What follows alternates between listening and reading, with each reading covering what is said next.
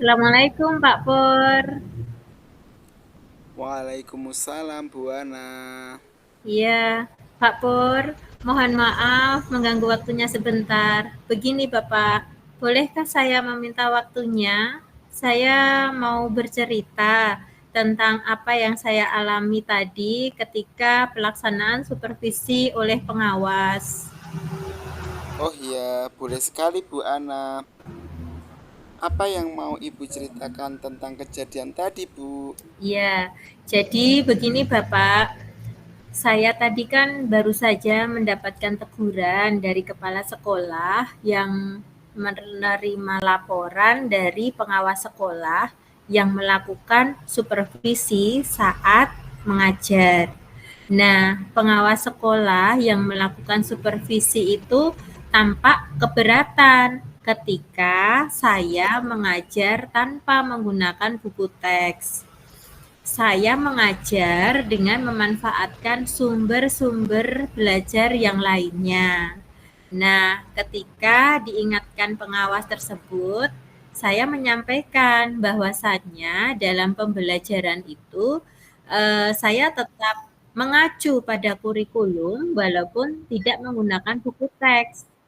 Namun pengawas tersebut tampaknya tersinggung dengan kalimat saya. Lantas beliau memberikan laporan hal ini pada kepala sekolah. Oh, begitu ya Bu Ana. Kira-kira hambatan apa yang menyebabkan Ibu Ana menggunakan buku teks, Bu? Ya, jadi begini Bapak, saya kan sudah terbiasa mengajar dengan cara tersebut, yaitu dengan menggunakan referensi-referensi atau sumber-sumber selain buku teks. Nah, materi yang saya ajarkan juga sudah saya kuasai. Lalu, apa kelebihan yang dirasakan Bu Ana saat tidak menggunakan buku teks?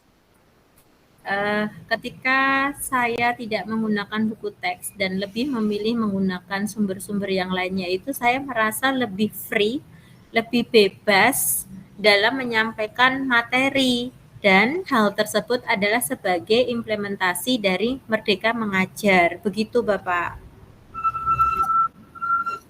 Kalau boleh tahu, saat belajar, Bu Ana menggunakan sumber belajar apa saja, Bu? Ya, jadi saya menggunakan sumber belajar dari internet, kemudian juga dari video-video pembelajaran yang saya ambil dari YouTube.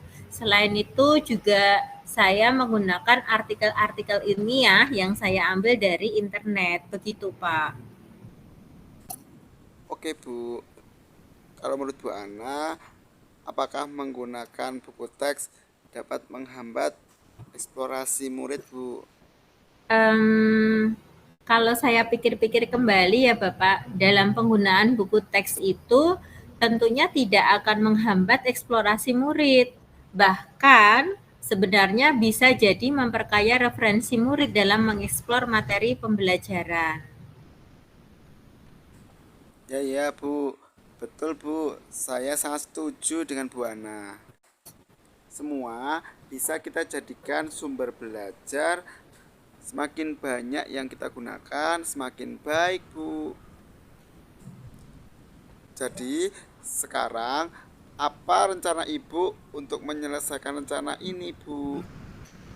Iya, gini Bapak, nanti pertama-tama langkah yang akan saya ambil adalah saya akan menghadap ke kepala sekolah untuk menyampaikan permohonan maaf karena saya telah membuat kecewa Bapak pengawas dan kalau memang memungkinkan saya ingin bertemu langsung dengan Bapak pengawas. Saya ingin menjelaskan supaya nantinya masalah ini bisa segera selesai dan tidak menimbulkan miskomunikasi atau salah paham yang berkepanjangan.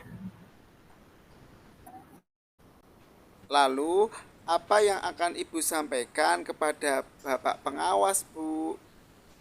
Ya, saya akan mengatakan bahwa saya akan mengajar menggunakan banyak sumber. Nah, sumber-sumber belajar itu kan diantaranya ada buku teks, ada internet, ada video pembelajaran juga, kemudian juga bisa saya mengambil dari lingkungan sekitarnya, begitu Bapak. Jadi dengan tujuan nantinya murid-muridnya itu dapat mengeksplorasi materi dengan merdeka, begitu Pak. Ya, ya, bagus sekali rencana Bu Ana. Jos, mudah-mudahan rencana Bu Ana semuanya dapat berhasil. Lalu, apa komitmen Bu Ana terhadap rencana Bu Ana ini? Ya, saya berkomitmen untuk selalu membuat rencana pembelajaran yang menggunakan banyak sumber belajar untuk eksplorasi materi sehingga nantinya murid-murid saya ini dapat menjalankan merdeka belajar dan saya akan membuat murid-murid saya ini senang dengan kegiatan eksplorasi materi tanpa ada unsur paksaan dan saya akan menyerahkan pemilihan sumber belajar itu pada murid-murid saya. Begitu, Pak.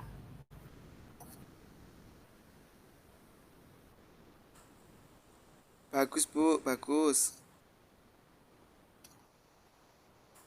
Mudah-mudahan rencana Ibu dapat berjalan sesuai dengan rencana. Sukses ya Bu.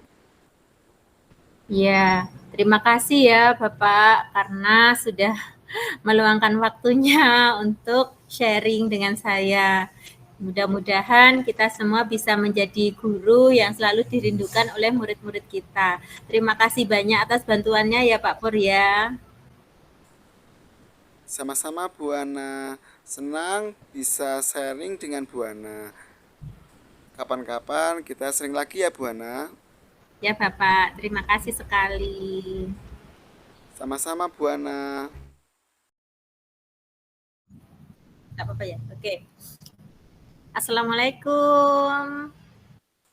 Waalaikumsalam Bu Ana. Iya, selamat siang Pak Pur.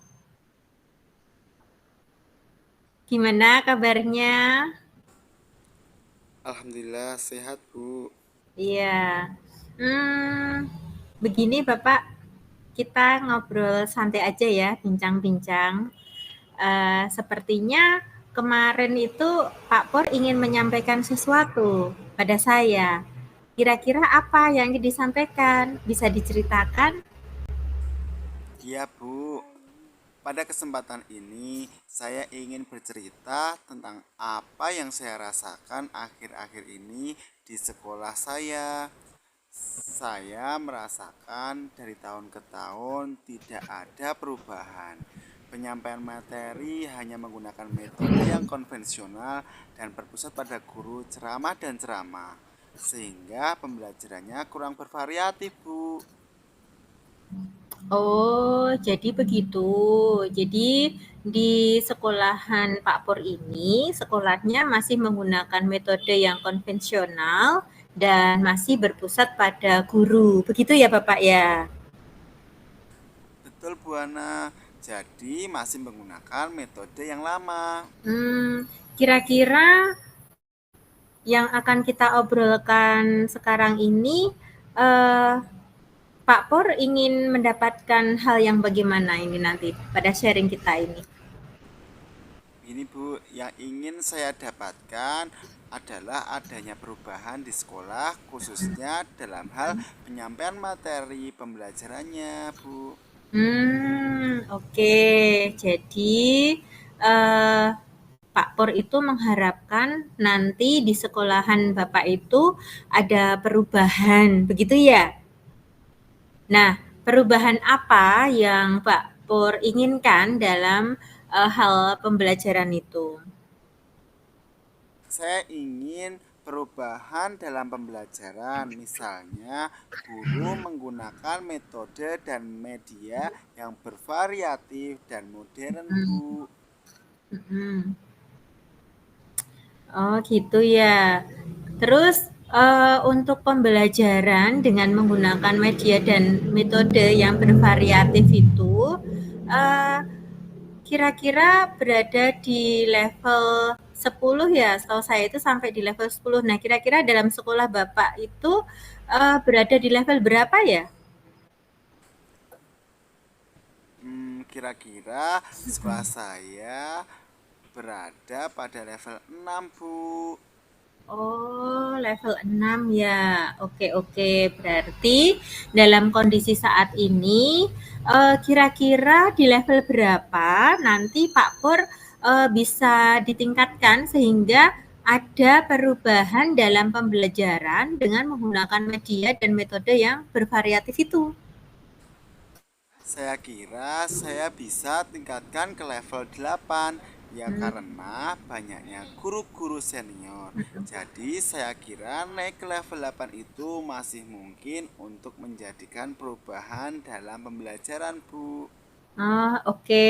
Jadi dari level 6 kemudian menuju ke level 8 tadi ya, Bapak ya. Terus kira-kira yang akan Pak Pur lakukan untuk menciptakan perubahan dalam pembelajaran tersebut itu apa aja, Bapak? Itu yang masih saya angan-angankan. Ya mungkin semacam kegiatan mentoring ataupun kegiatan pendampingan individu, pelatihan dan workshop. Wah, luar biasa sekali ya ini ya. Wow. Terus kira-kira yang Pak Pur rencanakan itu nanti strategi mana yang kiranya dapat berhasil diterapkan pada sekolahan Pak Pur? Ya mungkin mentoring atau pendampingan individu yang paling efektif diterapkan untuk saat ini, Bu. Karena kedua Mm-mm. pelatihan dan workshop membutuhkan waktu dan biaya yang lebih, Bu. Oh, gitu.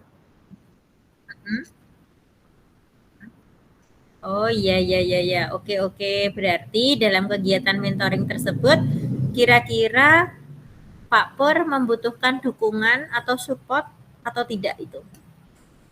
Ya tentunya, Bu, saya membutuhkan dukungan dari rekan yang lebih mahir dalam IT dan juga mahir dalam menggunakan metode dan media pembelajaran. Dan tentunya juga meminta dukungan dari kepala sekolah. Ya. Nah, kira-kira kapan Pak Pur itu akan menerapkan program mentoring tersebut? Saya akan coba berkoordinasi dulu dengan kepala sekolah dan juga berkolaborasi dengan teman sejawat. Nah, setelah itu baru saya akan melaksanakan program tersebut, Bu. Hmm, oh iya, begitu ya. Baik, Pak Pur. Nah, berarti sekarang sudah ada ini ya, gambaran terkait program atau kegiatan yang akan Pak Pur laksanakan untuk perubahan pembelajaran yang lebih bervariatif, lebih inovatif.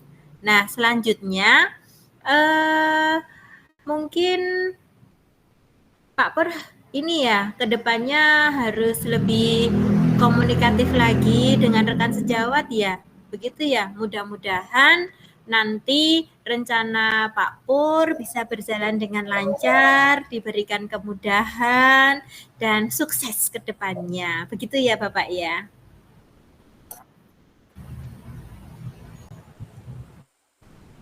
Terima kasih Bu Ana sudah meluangkan waktunya, sudah menjadi pendengar yang baik dan mudah-mudahan apa yang akan saya lakukan nanti bisa bermanfaat bagi guru dan juga sekolah saya. Terima kasih Bu Ana. Ya, amin. Saya doakan mudah-mudahan berhasil ya Bapak ya. Nah, lain kali kalau misalnya Bapak mengalami kesulitan dan membutuhkan bantuan dari saya, bisa memanggil saya untuk curhat atau sharing. Gitu ya Bapak ya. Ya Bu, saya akan menghubungi Bu Ana kalau ada Ya, apa-apa. ya, terima kasih Pak Pur. Selamat siang, Pak. Selamat siang Bu Ana.